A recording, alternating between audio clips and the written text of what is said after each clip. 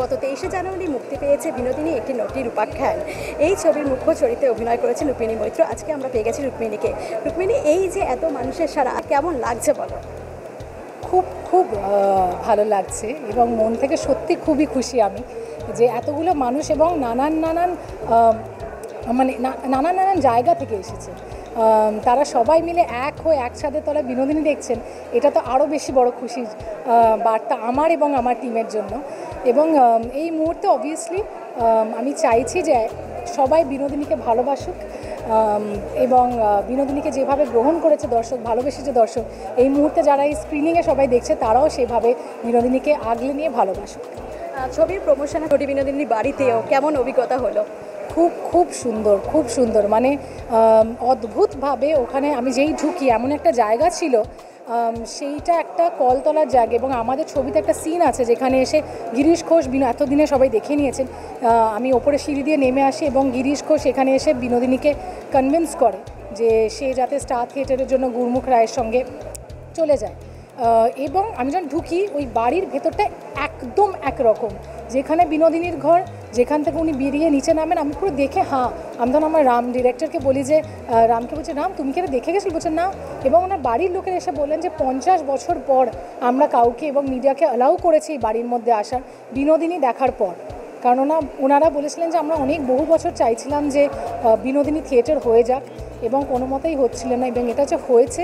And প্রথম premier যে বিনোদিনীর হয়েছিল এবং ওরা দেখে ওদের এতটাই ভালো লেগেছে, ওনারা আমাকে সেদিনকেই আমন্ত্রণ করেন যে আমরা 100 বছর পূর্ণ হওয়ার পর আমরা কাউকে অ্যালাউ করিনি এবং প্রায় 50 বছর পর আমরা আপনাদেরকে চাই যে আপনারা আসুন, এবং এটা একটা স্মরণীয় অভিজ্ঞতা আমার জন্য। শুধু কলকাতায় নয়, মুম্বাইতেও কিন্তু প্রচুর পরিমাণে রেসপন্স পাওয়া যাচ্ছে, কেমন লাগছে? খুব খুব ভালো, মানে বম্বে থেকে প্রচুর দারুণ, তুমি যেটা বললে দারুণ রেসপন্স পেয়েছি, দিল্লি থেকে প্রচুর দারুণ রেসপন্স পেয়েছি, পুনে, হায়দ্রাবাদ থেকে। তো আমার মনে হয় যে বাঙালি যে চারিদিকে ছড়িয়ে আছে এবং তারা যে বাংলা সিনেমা দেখতে ইচ্ছুক এবং কোনো কিছু তাদের ইতিহাস এবং ঐতিহ্যকে যদি আঁকড়ে ধরে থাকে এবং সেটা নিয়ে একটা গল্প, এবং যেভাবে তারা বিনোদিনীকে পছন্দ করেছে, এবং শুধু বাঙালিই বলবো না, নানান নন বেঙ্গলিরাও আমি বলবো। সেদিনকে আমার মনে আছে একজন মেয়ে, উনি মিস ইন্ডিয়া রানার আপ ছিলেন, জিতেছিলেন, এবং উনি হঠাৎ বললেন যে আমার প্রথম ইন্ট্রোডাকশন বাংলা সিনেমা হলো বিনোদিনীর মাধ্যমে, এবং ওনার আমাকে পার্সোনালি মেসেজ লিখে পাঠিয়েছেন যে তার অসাধারণ লেগেছে, সে বম্বেতে দেখেছে।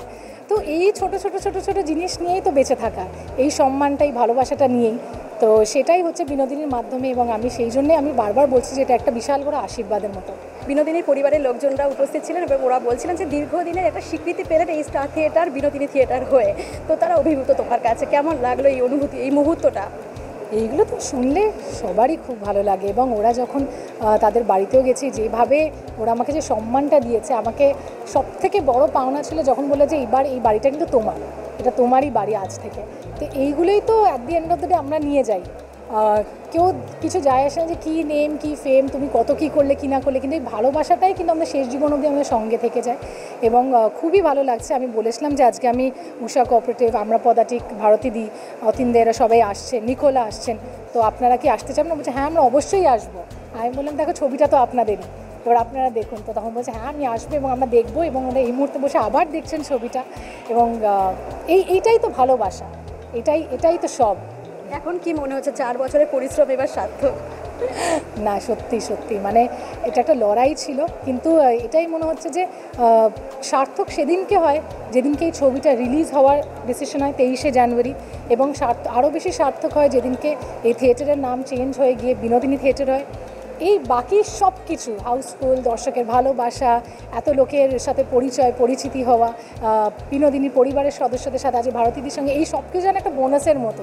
এই সব কিছু আমি বারবার বলছি যেন বিনোদিনীর আশীর্বাদ, মা বাবার আশীর্বাদ আর ভগবানের আশীর্বাদ। কয়েকদিন আগে বিনোদিনীর মৃত্যুবার্ষিকী উপলক্ষে গান লঞ্চ হলো, সেই সঙ্গে তোমার নামে থালিও হলো একটা, তো এই অনুভূতিটা কীরকম? না, যেদিনকে মৃত্যুবার্ষিকী ছিল, আমার মনে হয় সবথেকে সুন্দর জিনিস যেটা হলো, আমার মনে হয় যে অবশ্যই আমরা সেদিনটাকে সেলিব্রেট তো করলামই, কিন্তু আমি বললাম যে মৃত্যুবার্ষিকী হওয়া সত্ত্বেও আমার মনে হয় যে উনি কোথাও না কোথাও একটা প্রাণ ফিরে পেয়েছেন 2025-এ বিনোদিনী থিয়েটার হওয়ার পরে। আমার মনে হয় এবং বহু বছর পর আমাদের ছবির একটা লং প্লে রেকর্ড হলো সারেগামার তরফ থেকে। সেইটা একটা বিশাল বড় পাওনা ছিল আমাদের টিমের কাছে, কারণ আমরা গ্র্যামোফোন এগুলো সব শুনেছি, আমরা তো ক্যাসেটস দেখেছি, ওয়াকম্যান দেখেছি, এখন তো ডিজিটালি সব কিছু গান শুনি, বলতে গেলে ফোনেই শুনে নি অর্ধেকের বেশি। কিন্তু এই যে বিনোদিনীর সারা জীবনের জন্য, চিরকালের জন্য যে একটা লং প্লে রেকর্ড থেকে যাবে, সেটা বহু বছর কোনো সিনেমার হয়নি, তো সেটা একটা বিশাল বড় পাওনা ছিল। মনে হলো ওনার মৃত্যুবার্ষিকীতে উনি আমাদেরকে আবার একটা গিফট দিলেন। ভারতীদি বলছিলেন যেটা ট্রেলার লঞ্চের সময় দেখতে পেলো যে মানে কি বিনোদিনী সম্পর্কে, তার আগে উনি খুব একটা ডিটেলসে জানতেন না।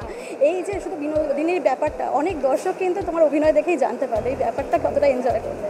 না সত্যি মানে শুধু ভারতীদি কেন, আমিও যখন প্রথম গল্পটা শুনে অবশ্যই নটি বিনোদিনী সম্পর্কে জানি, আমার কথা পড়েছিলাম, উনিও বললেন আমি বইয়ে পড়েছি, অবশ্যই একটু আধটু জানি, এতটাও জানতাম না। এবং ওনাকে যখন আমি ট্রেলারটা দেখাই, উনি মানে একবার ট্রেলার দেখছেন, একবার আমাকে দেখছেন, ট্রেলার দেখছেন, একবার আমাকে দেখছেন, এবং আমি বলছি রুক্মিণী এই ছবিটা তুমি আমায় দেখাবে? আচ্ছা, আরে ভারতীদি কী বলছো, নেকি আর পুচপুচ, অবশ্যই দেখাবো। এইভাবেই তো আমার মনে হয় যে আমি যেটা বলেছিলাম প্রথম দিন বলেছিলাম যে আমরা হয়তো আধুনিকতার দিকে এগোচ্ছি, কিন্তু আমরা শেকড়টা ভুলে গেলে চলবে না, সেইটাকেও সঙ্গে নিয়ে চলতে হবে। এবং তাই এই গল্পটা আবার নতুন করে বলা এবং একটা ভুলে যাওয়া ইতিহাসের পাতাসকে আবার ফিরে দেখা এবং এইভাবে সেটাকে আবার জীবিত করে তোলা। সম্পূর্ণ ছবিটা দেখার পর দেবদার থেকে কি ফিডব্যাক পেলে? আমার মনে হয় সেটা তোমরাই দেখেছো, প্রেমিয়ার দিনে অবশ্যই তার খুব ভালো লেগেছে এবং চোখের জলই ব্যাখ্যা করে দিয়েছিল তার মনে কী কী চলছিল। দর্শকদের কী বলবে ছবি? আমি সমস্ত দর্শককে এটাই বলবো যে প্রায় 1 মাস হতে চললো বিনোদিনী চলছে হলে রমরম করে, প্রচুর হাউসফুলস হচ্ছে আপনাদেরই জন্য, প্রচুর দারুণ রিভিউস পাচ্ছি আপনাদেরই জন্য, প্রচুর ভালোবাসা পাচ্ছি আপনাদের জন্য, অনেক মেসেজেস পাচ্ছি। তো অসংখ্য ধন্যবাদ আমাদের এই 5 বছরের লড়াইটাকে এইভাবে সমর্থন করার এবং আমাদের সঙ্গে দাঁড়ানো, পাশে দাঁড়ানো, এবং একটা ভালো ছবি, একটা ভালো গল্প, আমাদের ইতিহাস এবং ঐতিহ্যকে তুলে ধরার চেষ্টা, এবং সেটাকে যে আপনারা সাধুবাদ জানিয়েছেন এবং এইভাবে আগলে ধরে ভালোবেসেছেন, গ্রহণ করেছেন, অনেক অনেক ধন্যবাদ। Thank you so much.